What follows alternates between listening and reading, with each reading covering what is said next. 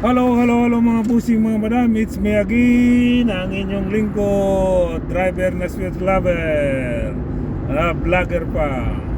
Okay mga busing mga madam, kumusta po kayong lahat? Luzon, Visayas, Mindanao, kumusta?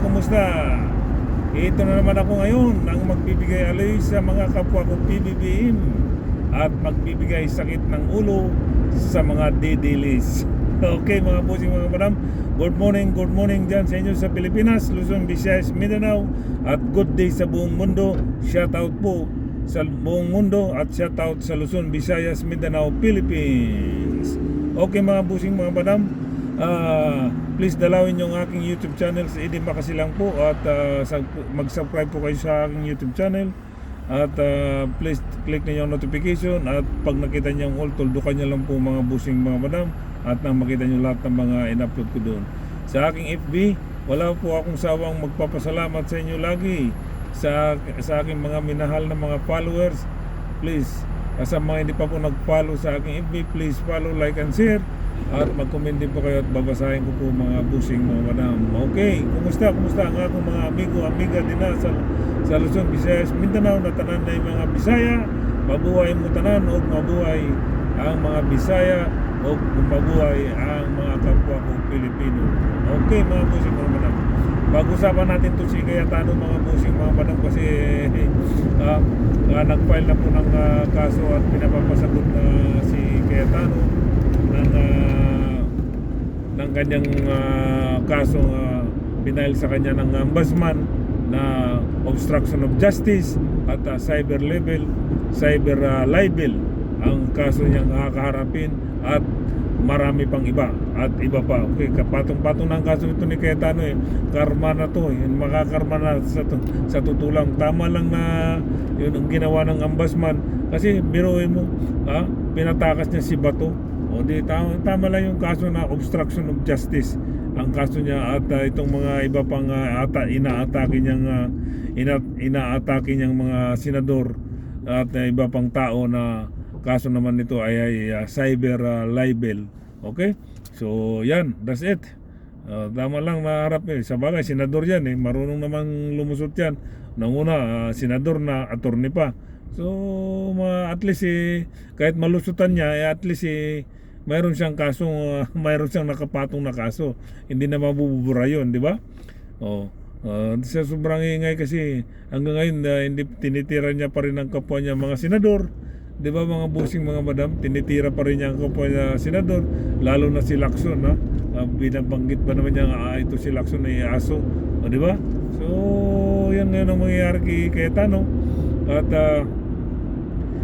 patong-patong na nakaso ang kaharapin nitong si Cayetano. Bading kasi ito kaya sobrang ingay. Ewan ko, yun ang sabi ng iba bading daw di ba?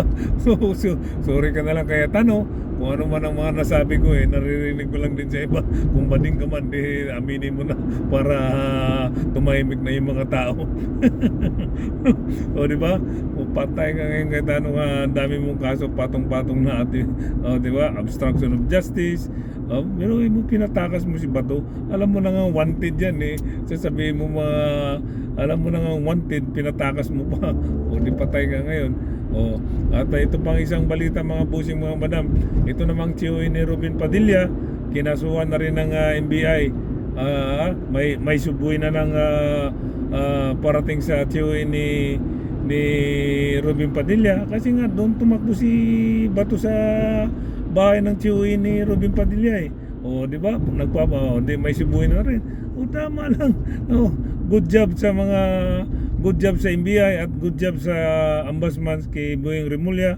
Mabuhay po kayo at sa NBI po mabuhay po kayo. Good job po sa inyong mga ginagawa niyong trabaho at hindi niyo pinabayaan ang mga dapat na kasuhan, di ba? Good job po sa iyo.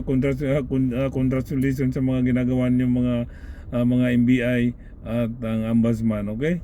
Good job po. Yun, kakasuhan na yung COE ni Robin Padilla. May subuhi na nang dumating. So magpaliwanag ka na lang kung para mas maganda magpaliwanag na itong COE ni Robin Padilla. Di ba? Damay-damay kayong lahat sa mga kagagawa niyong kabulastugan. Di ba? Alam niyong wanted, pinatakas niyo. ito si Robin Padilla, at tingnan mo to si Robin Padilla mga busing mga madam.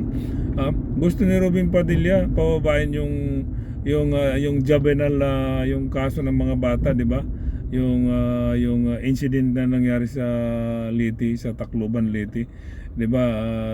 Talagang nagingay si Robin Padilla dahil yung juvenile law, yung mga sa bata. Gusto ni Robin Padilla pababain ng 10 taon yung edad, sa halip na 15 gagawing 10 taon. So masyadong bata yun. Pero ito si Robin Padilla, gusto niyang pababain yung juvenile na kaso na 10 years old, pwedeng makulong na yung bata.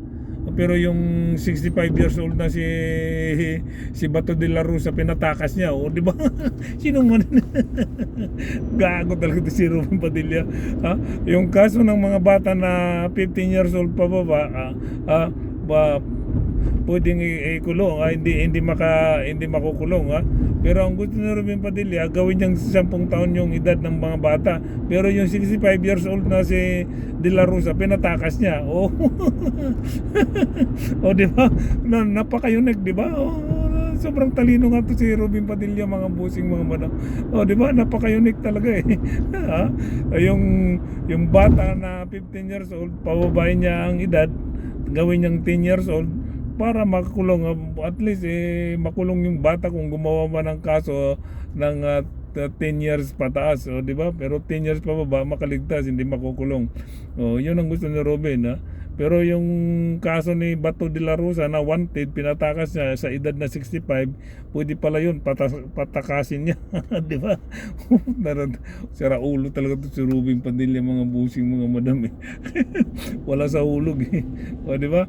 Ayun. Ayan si Cayetano, Robin Padilla, ayan ang mga grupo ni Sara na puro na may mga sayad. Di ba mga busing mga madam? Kaya kung ako sa inyo mga politician, kung may mga politician mang gustong kakampi kay Sara, iwasan nyo na kasi diyan kayo babagsak ang karir ninyo sa kay Sara. Wala na yung mga Duterte laos na po yan mga busing mga madam. Iwasan nyo na, wag na kayong sumanib sa grupo ni Sara dahil diyan babagsak ang karir niyo kung sino mga politician ang gustong sumanib sa puwersa ni Sara. Iwasan nyo na po. Dahil talagang babagsak kayo. Tingnan nyo nangyari kay Rospicio, yung vice mayor doon sa sa Ilocos, sa Isabela. Yun, bumagsak, may kaso na naman. Kaya iwasan ninyo. Di ba? May kaso siya ngayon. Grabe yung kaso niya, yung parang kaso nakalimutan ko yung kaso niya, yung nananawagan sa taong bayan na suportahan si Sara at pipabagsak ang Reming Marcos. Di ba mabigat na kaso yun? Hindi ngayon iiyak siya ngayon si Respicio. So gano'n kaya gano'n mga busing mga madam. Kaya huwag kayong sumanib sa grupo ni Sara dahil sigurado babagsak ang karir niyo kung sino mga politician gustong sumanib dyan.